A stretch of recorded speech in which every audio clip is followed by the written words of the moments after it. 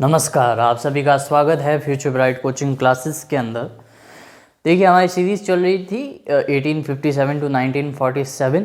वो सीरीज़ अभी प्रोग्रेस में है और अब हम करने जा रहे हैं गवर्नमेंट एक्ट ऑफ 1990।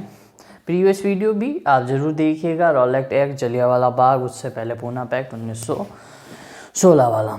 तो अब हम करने जा रहे हैं वो है इंडियन गवर्नमेंट एक्ट ऑफ 1990। देखिए, समय समय पर जब गवर्नमेंट एक्ट इंट्रोड्यूस करती थी ब्रिटिश गवर्नमेंट, इसको मॉन्टेग्यू एंड क्लेम्सफोर्ड रिफॉर्म भी कहा जाता है। ये मॉन्टेग्यू एंड क्लेम्सफोर्ड क्यों कहा जाता है, इसका सेम जवाब है मॉर्ली मिंटो रिफॉर्म की तरह।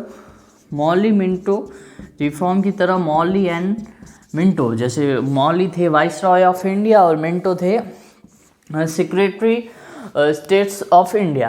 देखिए, ये क्या होते हैं सेक्रेटरी स्टेट्स ऑफ इंडिया, जो कि एक तरह से हम कह सकते हैं कॉलोनियल रूल के अंदर राजा के समान होता था, जो कि इंग्लैंड के अंदर रहते हुए, लंदन के अंदर रहते हुए, वहाँ के पार्लियामेंट में, वहाँ के लेजिस्लेचर में वो रिस्पॉन्सिबल होता था और वहाँ से वो ओवरऑल कंट्रोल करता था इंडिया के ऊपर। और जो वाइसरॉय होते थे वो इंडिया में रहते थे और वो इंडिया में रहते हुए इंडिया के लेजिस्लेचर में रिस्पॉन्सिबल होते थे और वो रिस्पॉन्सिबल होते थे सेक्रेटरी ऑफ स्टेट्स को, सेक्रेटरी ऑफ स्टेट्स रिस्पॉन्सिबल होते थे वहाँ के पार्लियामेंट को। तो ये इस टाइप से रूल चलता था। देखिए, वाइसरॉय होता था वो इंडिया में रहता था और जो सेक्रेटरी ऑफ स्टेट्स होता था वो लंदन के अंदर रहता था, ब्रिटेन के अंदर। तो ये कॉलोनियल रूल के अंदर था। इसी तरह सेम टू सेम मॉन्टेग्यू और क्लेम्सफोर्ड का रिफॉर्म भी उसी तरह है जिस तरह मॉर्ली मिंटो रिफॉर्म था 1909 में। देखिए, 1909 के अंदर ये दोनों वाइसरॉय और सेक्रेटरी ऑफ स्टेट्स की पोस्ट पे थे, मॉर्ली और मिंटो, और 1919 में मॉन्टेग्यू और क्लेम्सफोर्ड इस पोस्ट पे थे। एडविन मॉन्टेग्यू थे सेक्रेटरी ऑफ स्टेट्स और क्लेम्सफोर्ड थे वाइसरॉय ऑफ इंडिया। तो 1919 में लॉर्ड क्लेम्सफोर्ड थे वाइसरॉय ऑफ इंडिया और एडविन मॉन्टेग्यू थे सेक्रेटरी ऑफ स्टेट इंडिया। तो ये उस समय ये होता था। अब आगे जो रिफॉर्म है, अब समय समय पे इस जो रिफॉर्म उनके समय आएगा जिस समय जो वाइसरॉय और सेक्रेटरी ऑफ स्टेट्स होता था, उनके समय जो रिफॉर्म आता था उसके आगे उनका नाम लग जाता था। तो ये आपके क्लियर हो गया होगा। अब हम बात करते हैं कि ये रिफॉर्म क्यों होते थे समय समय पे। देखिए, जैसे कि रिफॉर्म का मतलब होता है सुधार करना, नया, भले वो एडमिनिस्ट्रेशन हो, भले वो लॉ हो, मेकिंग ऑफ लॉ हो, उनमें समय समय पे सुधार करना होता है रिफॉर्म। अब देखिए, 1919 में रिफॉर्म क्यों आया था, क्योंकि 1919 में हुआ था रॉलेट एक्ट, जलियांवाला बाग। उससे पहले वर्ल्ड वॉर फर्स्ट हुआ था। वर्ल्ड वॉर फर्स्ट के अंदर भारत के लोगों को काफ़ी उम्मीद थी अंग्रेज़ों से कि वो अब हमको रिहा कर देंगे, हमको रियायत दे देंगे, हमको आज़ाद कर देंगे, हमको छूट दे देंगे। परंतु अंग्रेज़ों ने ऐसा कुछ किया नहीं और अंग्रेज़ों से भारतीयों की बहुत उम्मीद बन चुकी थी। उससे पहले हम 1909 के अगर एक्ट की बात करें, मॉर्ली मिंटो रिफॉर्म, तो 1909 से पहले कितने इंसिडेंट हुए थे। बंगाल का विभाजन हो गया था, भारतीय बहुत परेशान हो गए थे अंग्रेज़ों से। तो पार्टीशन ऑफ बंगाल के बाद 1909 का रिफॉर्म लाना बहुत ज़रूरी था। फिर 1919 में ये रिफॉर्म ले आए क्योंकि उस समय जलियांवाला बाग मास्केयर और रॉलेट एक्ट जैसा कांड हो गए थे।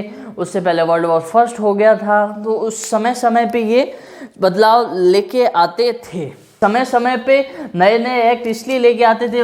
1892 का एक्ट ले आए, 1909 का एक्ट ले आए, 1919 का ले आए, 1935 का ले आए। तो समय समय पे ये इसलिए लाते थे क्योंकि इनको पता है भारतीय पूरा ओवरलोड हो चुके हैं, परेशान हो चुके हैं, वो आक्रोश में आ चुके हैं अंग्रेज़ों के खिलाफ। वो कोई भी कदम उठा सकते हैं। अब अगर हमने कुछ नहीं किया तो भारतीय हमारे कंट्रोल से निकल जाते थे। तो समय समय पे ये टोकरा पकड़ा देते थे।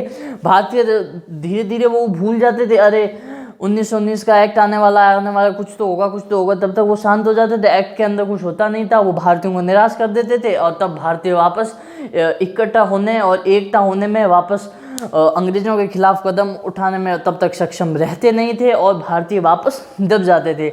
जैसे मैंने आपको लखनऊ पैक्ट के अंदर बताया था कि भारतीय अब मुस्लिम लीग और कांग्रेस ने मिलके लखनऊ पैक्ट किया था, उनमें उन्होंने बताया था कि हमारी क्या क्या डिमांड है, हम क्या क्या वाइसरॉय के अंदर एग्जीक्यूटिव कमेटी में हमें कितने मेंबर चाहिए, हमको पूर्ण स्वराज चाहिए, जो चाहिए वो पूरा था। वो आप प्रीवियस वीडियो देख सकते हैं। तो भारतीयों को भी अभी काफ़ी उम्मीद हो गई थी।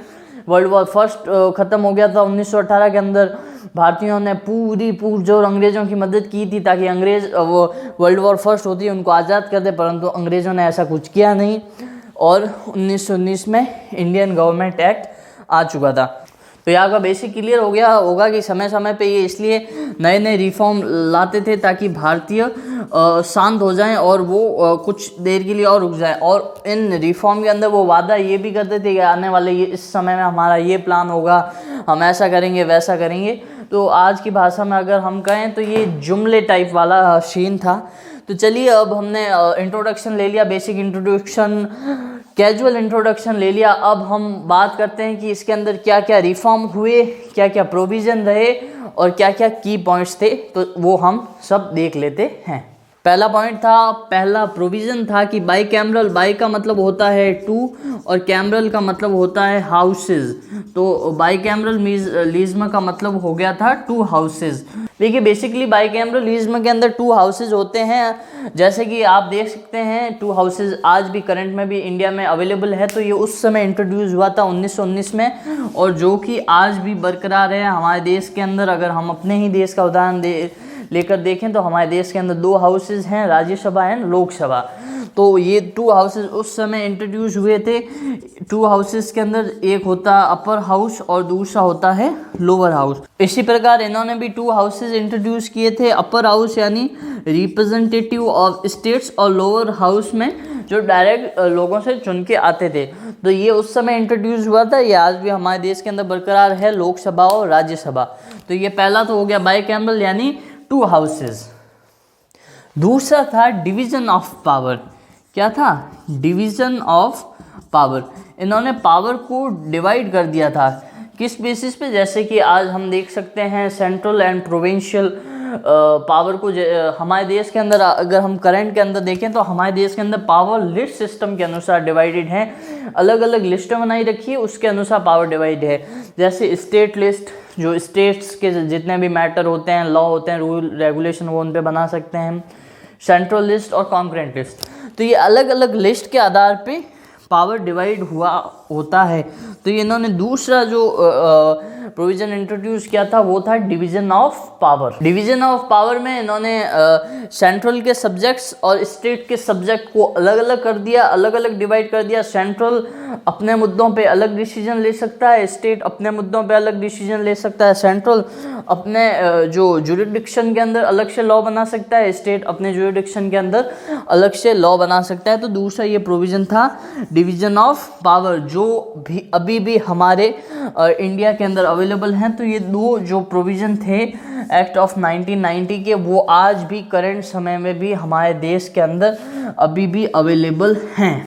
तीसरा था extend the principle of communal electoral. देखिए तीसरा इन्होंने ये किया कि कम्युनल इलेक्टोरेट को बढ़ाते हुए इन्होंने जो पहले जो सिर्फ मुस्लिमों को जो अधिकार था कम्युनल इलेक्टोरेट का, जिसमें अगर आपको नहीं पता कम्युनल इलेक्टोरेट क्या होता है, तो देखिए इसके अंदर क्या होता है, अगर किसी भी एरिया के अंदर 10 में से 6 मुस्लिम होते हैं तो वहाँ पे केवल मुस्लिम को ही वोट देने का अधिकार होता है, मुस्लिम को ही इलेक्शन कॉन्टेक्स्ट का अधिकार होता है। तो ये होता है सेपरेट इलेक्टोरेट। तो इसके अंदर इन्होंने क्या किया, इसको बढ़ाते हुए अब सिखों को भी, जो इंडियन सिख थे, इंडियन क्रिश्चियन थे और जो एंग्लो इंडियन थे और यूरोपियन थे, उनके लिए भी सेपरेट इलेक्टोरेट को इंट्रोड्यूस कर दिया।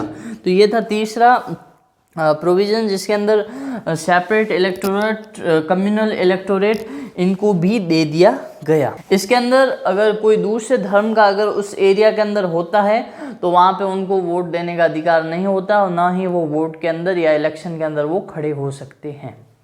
चौथा जो इन्होंने चेंज किया वो ये किया कि वाइसरॉय की एग्जीक्यूटिव के अंदर जो 6 मेंबर होते थे उनमें से 3 इंडियन कंपलसरी कर दिए कि 3 इंडियन होने ही होने चाहिए थे, rather than commander in chief के अलावा जितने भी पोस्ट होती है उनमें 3 इंडियन को देनी है। ये इन्होंने जो चौथा प्रोविज़न इंट्रोड्यूस किया उसके अनुसार ये था। पांचवा जो था उसके अनुसार अब और लोगों को फ्रेंचाइजी यानी वोट देने का अधिकार दे दिया गया, परंतु केवल प्रॉपर्टी टैक्स और उसके आधार पे, और दूर से लोग नहीं दे सकते थे, दूर से लोगों को वोट देने का अधिकार नहीं था। हाँ, इन्होंने जो लोग इंट्रोड्यूस किए थे उसके अंदर जो नए लोगों को वोट देने का अधिकार दिया था वो ज़्यादा जो टैक्स भरते हैं, जिनके पास ज़्यादा प्रॉपर्टी है, जो अंग्रेज़ों के साथ इंगेज्ड है, केवल उन्हीं को ही वोट देने का अधिकार दिया गया। हाँ, इंट्रोड्यूस किया गया, परंतु केवल लिमिटेड पीपल्स के लिए, कम लोगों के लिए। छठा, इन्होंने पब्लिक सर्विस कमीशन की बात की गई, जिसके अनुसार उन्होंने कहा कि इंडिया के अंदर भी पब्लिक सर्विस कमीशन स्थापित होना चाहिए, भारतीय लोगों को में भी पब्लिक सर्विस होनी चाहिए। जो उन्होंने पब्लिक सर्विस कमीशन की बात की और पब्लिक सर्विस कमीशन होने के ऊपर उन्होंने राय दी, और बाद के अंदर लेटर उन्होंने 2026 के अंदर सेंट्रल पब्लिक सर्विस कमीशन करके इन्होंने स्थापना भी कर दी पब्लिक सर्विस कमीशन की। तो ये एक और इन्होंने बदलाव किया था। बदलाव क्या, ये नई चीज़ इंट्रोड्यूस की थी, बाकी चीज़ों के अंदर उन्होंने बदलाव किया था, परंतु एक ये नया पॉइंट उन्होंने इंट्रोड्यूस किया था। देखिए, पहले क्या होता था, पहले केवल सेंट्रल गवर्नमेंट एक ही होती थी, परंतु इन्होंने बाइकैमरल इंट्रोड्यूस किया। उसके अनुसार सेंट्रल और स्टेट अब 2 अलग अलग हो गए थे, इसलिए इन्होंने हमेशा जो ट्रेडिशन चलता आ रहा था वो केवल सेंट्रल के बजट का था, परंतु इन्होंने एक नई चीज़ इंट्रोड्यूस की, प्रोविंशियल बजट, यानी अब प्रोविंशियल के लिए भी अलग से बजट इंट्रोड्यूस होता था। ये भी इन्होंने एक नई चीज़ इंट्रोड्यूस की। इन्होंने ये नई चीज़ इंट्रोड्यूस की, प्रोविंशियल के लिए फ़ायदेमंद रहे। जो भी इंडिया के मुद्दे होते थे, जो भी इंडिया के सब्जेक्ट होते थे, वो लंदन इंग्लैंड के अंदर बैठ के वाइसरॉय के थ्रू सेक्रेटरी ऑफ स्टेट्स वो मुद्दे सारे देखता था, वो मुद्दे सारे संभालता था, परंतु उनके ऊपर ज़्यादा बोझ बढ़ गया था, ज़्यादा बर्डन पड़ गया था, इसलिए उन्होंने एक नई पोस्ट इंट्रोड्यूस की, हाई कमिश्नर फॉर इंडिया। वो भी इंग्लैंड के अंदर ही बैठते थे, लंदन के अंदर ही बैठते थे, परंतु ये अलग ऑफिस बना दिया गया, अलग पोस्ट बना दी गई, ताकि सेक्रेटरी ऑफ स्टेट्स का बर्डन कम हो सके, बोझ कम हो सके। तो ओवरऑल अब हम लास्ट के अंदर बात करें तो जो लखनऊ पैक्ट हुआ था कांग्रेस और मुस्लिम लीग के अंदर, उन दोनों ने बीच में जो समझौता हुआ था, उन्होंने बोला था हमको ये मांग करनी, वो मांग करनी, कुल मिला के उसका 10 से 20% भी उनका मांग पूरी हुई नहीं। उससे पहले इनको काफ़ी भारतीयों को उम्मीद हो गई थी कि हमको ये अंग्रेज़ आज़ाद कर देंगे, हमको आज़ादी मिल जाएगी वर्ल्ड वॉर फर्स्ट के बाद, वो भी दी गई नहीं। ऊपर से जलियांवाला बाग और रॉलेट एक्ट पहले ही आ चुकी थी, तो भारतीय पूरी तरह नाराज थे अभी भी। तो यही था आज का इंडियन गवर्नमेंट एक्ट ऑफ 1990। ऐसे ही हमारे साथ बने रहिए। अगला हमारा जो मूवमेंट आ रहा है, इंसिडेंट आ रहा है, वो है नॉन कोऑपरेशन मूवमेंट, तो आप वो भी ज़रूर देखिएगा और हमारे साथ ऐसे ही बने रहिए और देखते रहिए फ्यूचर ब्राइट कोचिंग क्लासेस। जय हिंद, जय भारत, वंदे मातरम।